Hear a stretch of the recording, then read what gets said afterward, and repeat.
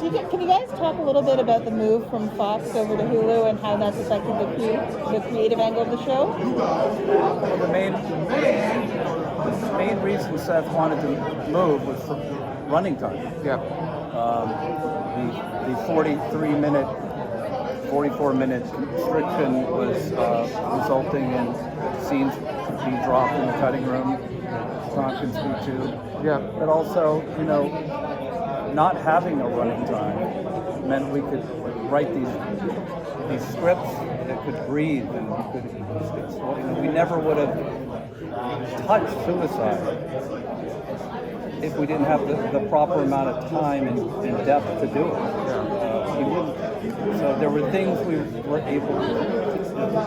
Storylines have become, I think that's bigger in scope action-wise, but emotionally.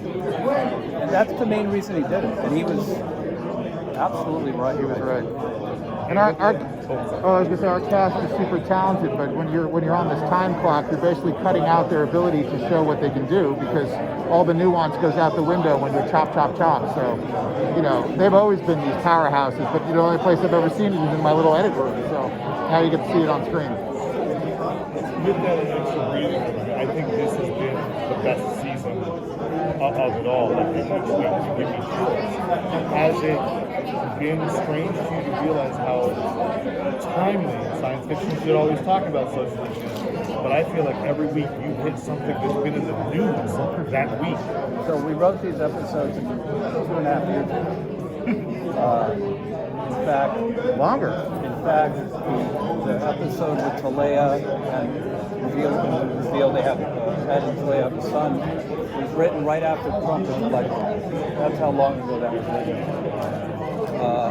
So we were the show that has a scene about abortion was written 3 years ago. I mean, we didn't plan it this way. It just happened.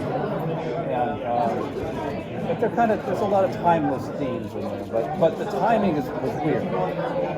It was a little too specific. That's what I'm saying. I sort the of Roe v. Wade thing happened the same week that we aired that episode by sheer coincidence. Years ago. It was like I was like we were I got to be honest with you, we were sort of like what, like are people going to think like we slipped something in, like what, like the night before we're like what the hell is this? But I made up this term evergreen allegory, which is that they're just they had the foresight to know that these are stories that are timeless, and that's why they seem fresh, because they are things that recur in history.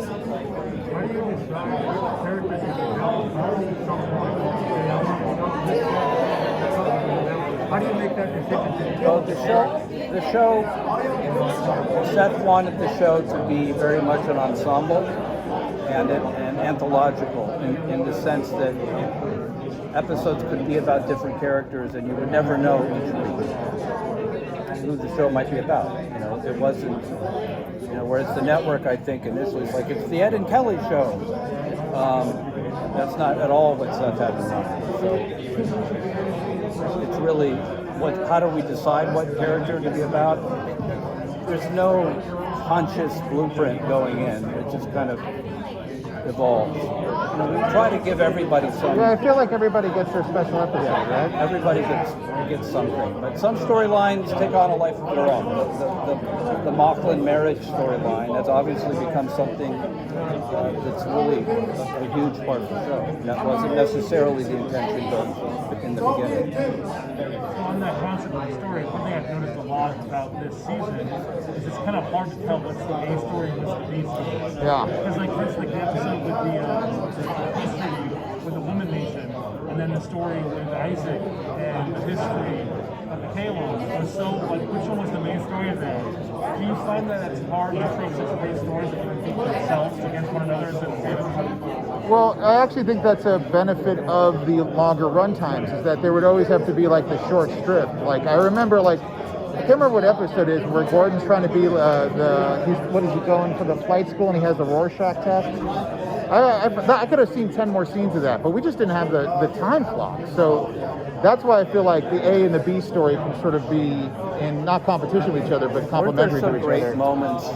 One of my favorite B stories was when Clyden and Mortis got hooked on cigarettes. Yeah. And there were a couple really funny moments you had to cut out. Yeah, that's right. Just for time, that were hilarious. But You know, we used it at Comic-Con as a deleted scene, but there was no reason to cut it, and it actually helped track the addiction better. But that was it. There was no relevant information. No. you have to focus purely on what story must be told Yeah.